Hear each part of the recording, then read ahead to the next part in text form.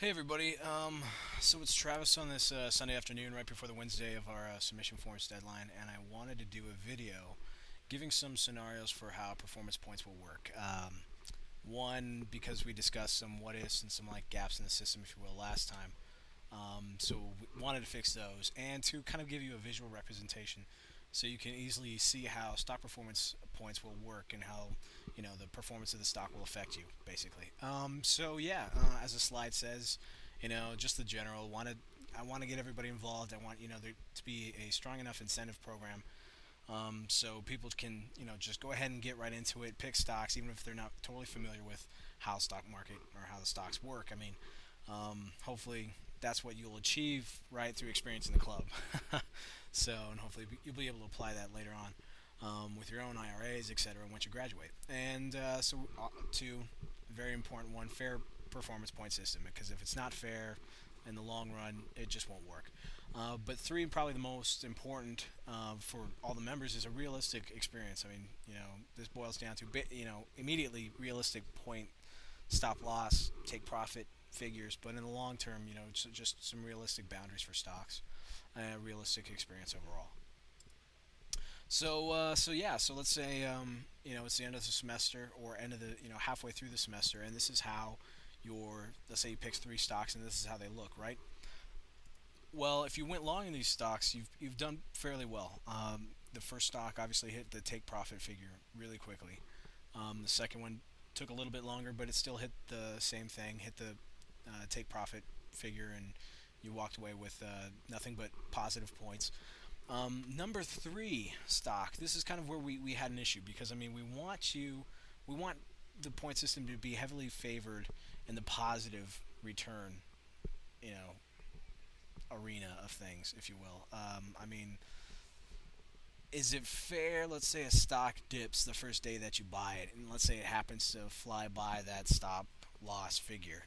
But for the rest of the semester, let's say it keeps steady. Let's say it performs well for the duration of the semester. Is it fair to just lock you in at those negative rates for that negative return? Ultimately, we didn't think so. So we now have a system where you can kind of bounce back, as you'll see in this third slide. By first stock, second stock, we've already covered. But in the third stock again, so you'll have the stop loss figure, and then what we're going to do is we're going to still give you points for positive return up here. But what we're just going to do is we're going to tack on a transaction cost to the buy price right before your take profit figure, or right before it finishes high. Let's say at the end of the semester. This will just basically give you a way to bounce back.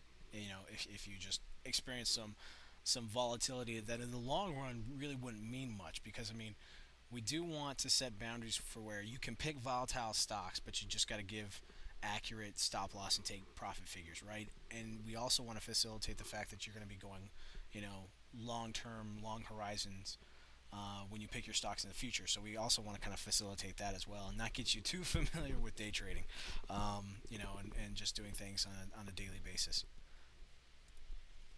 So as you can see, but let's say you took a short position for these stocks. Here's how things would work. For your first stock, you would have hit your stop loss figure, but it would have come down, dipped it back up again. But you would have eventually hit your take profit figure, right? So we're just going to do the same thing, just kind of tacked on a transaction cost, which is just basically going to add a couple more negative points to your stop loss, but we're still going to give you your positive points. And again, the way things are weighted, your positive points being the most. So this is just going to kind of ding you somewhat in the long run, but overall you should come out with just a few positive points. Stock number two doesn't look too good. I mean, basically it just went the opposite direction steadily that you thought it would if you had shorted this stock. But in contrast, stock number three just awards you all the way. Just basically, you would have hit your take profit figure first, and you would have been locked in for those performance points. So yeah, a real visual way to show it and just kind of to summarize things is again, going back to a long position, is stock number one.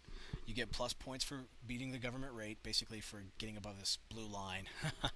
And then you get plus points for positive return, which is points above this horizontal line, right? Your buy price, basically. Same thing for stock number two. You get these points, and these things add against. Excuse me, these 2 points multiply against each other. So that's where it's heavily weighted in the positive return sense.